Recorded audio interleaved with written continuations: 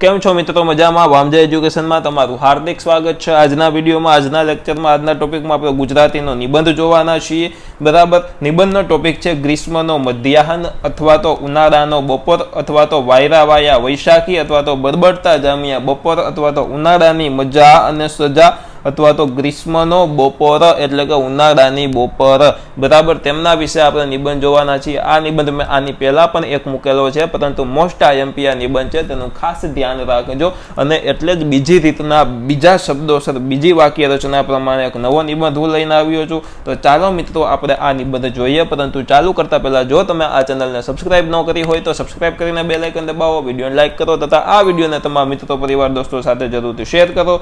ચાલો મિત્રો આપણે આ નિબંધની શરૂઆત કરીએ। નિબંધના મુદ્દા તો કે પ્રકૃતિનું રૌદ્ર સ્વરૂપ, એમના પછી નિર્જનતા અને શાંતિ, એમના પછી પશુ પંખી અને માનવીની હાલત, એમના પછી ગરમીની અસરથી બચવાની યુક્તિઓ અને છેલ્લે મધ્યાહનનો વૈભવ।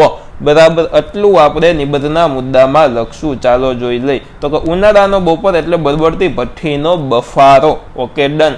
ઉનાળાનો બપોર એટલે અસહ્ય ઉકળાટ અને ગરમીની પરાકાષ્ઠા, એટલે કે ખૂબ જ અસહ્ય ગરમી ત્યારે હોય।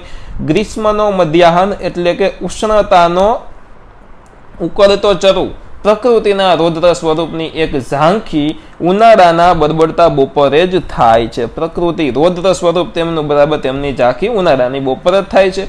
ધરતી અને આકાશ બંને પર જ્યારે ગરમીનું સામ્રાજ્ય વ્યાપી જાય ત્યારે ક્ષિતિજ જાણે હાંફતી ન હોય એવો આભાસ થાય અને રૂઠેલી ને રીસાયેલી, ખીજાયેલી કે ક્રોધે ભરાયેલી કુદરત જાણે બધું બાળીને ભસ્મ કરી નાખવા હઠે ન ભરાઈ હોય એમ સડકો, વૃક્ષો, મકાનો અને જળાશયો બધા બળું થઈ રહ્યા હોય છે। અને ત્યારે સમજી લેવું કે ઉનાળો બરાબર જામ્યો છે। એકદમ ખૂબ જ તાપ હોય, ખૂબ જ લૂ વાતી હોય, બપોર વચારે ક્યાંય બહાર નીકળાય એવું ન હોય, ત્યારે સમજી લેવું કે ઉનાળો બરાબર જામ્યો છે।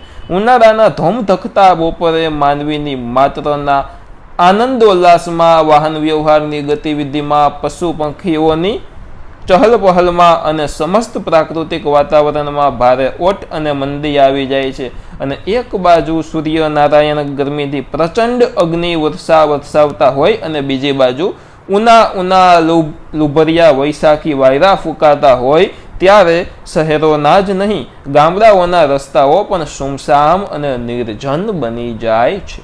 એટલું જ નહીં, જાણે એ વધારે પહોળા ન થયા હોય એવો મિત્રો ભાસ પણ થાય છે।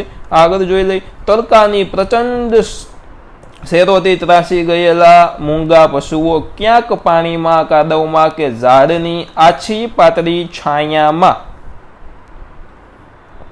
વાગોળતા, આરોટતા કે હાંફતા નજરે પડે છે। લાચાર ભોળા પંખીડા બિચારા પોતપોતાના માળાઓમાં, મકાનોની બખોલમાં કે ઘટાદાર વૃક્ષની ડાળીઓમાં ડોક કાઢીને લપાઈ કે સંતાઈને મધ્યાહન ઢળવાની રાહ જોતા હોય છે। અને શ્રીમંત વર્ગના માનવીઓ પોતપોતાના વ્યવસાય સ્થળે યા ઘેર બપોરના 2-4 કલાકનો સમય આરામમાં કે ઊંઘવામાં પસાર કરી નાખે છે।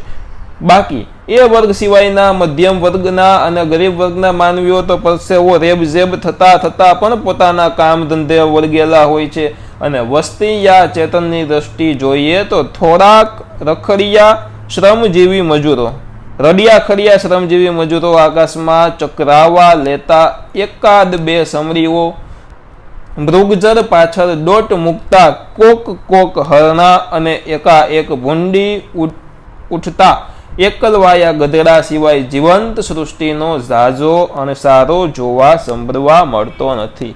જુઓ કેવી રચના મિત્રો આ નિબંધમાં કરેલી છે। ગરમીથી બચવાનો પશુ પંખીઓ પાસે તો અન્ય કોઈ ઉપાય નથી, પરંતુ બુદ્ધિશાળી માનવ પ્રાણીઓ ગરમીની અસર ઓછી લાગે તે માટે જાતની યુક્તિ પ્રયુક્તિઓ શોધી કાઢે છે।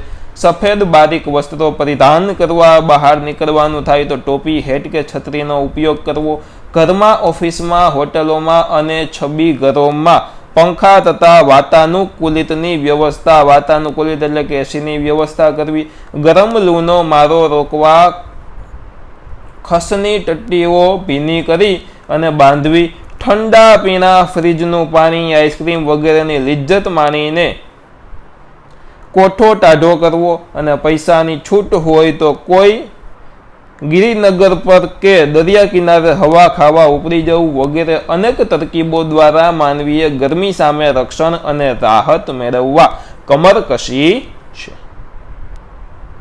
ગ્રીષ્મના બપોરને કવિ લેખકોએ પોતપોતાની રીતે શબ્દોમાં આલેખ્યું છે અને કોઈને તેમાં વૈરાગી બનવાનું તો કોઈને તેમાં જટાળા જોગીનું તો કોઈને તેમાં ભસ્માંકિત મહાદેવનું તો કોઈને શિકારી કૂતરાનું દર્શન થયું છે. કાકા કાલેલકરની આપણે વાત કરીએ ચાલો તો કાકા કાલેલકરે તો ત્યાં સુધી કહી દીધું છે કે ભેંસો દૂધ દોહરાવતી વખતે જેવી રીતે આંખો મીચી અને નિસ્તબ ઊભી રહે તેવી રીતે ઉનાળાનું આકાશ તડકાની શેરો છોડતું ઊભું રહે છે. આની સાથે સાથે સરસ મજાનો આપણો આ નિબંધ પૂરો થાય છે. આ જ નિબંધને ઉચ્ચ કોટીનો નિબંધ કહેવાય.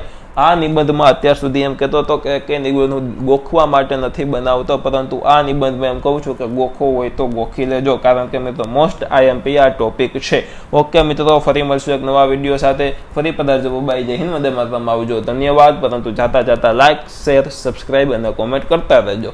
ધન્યવાદ.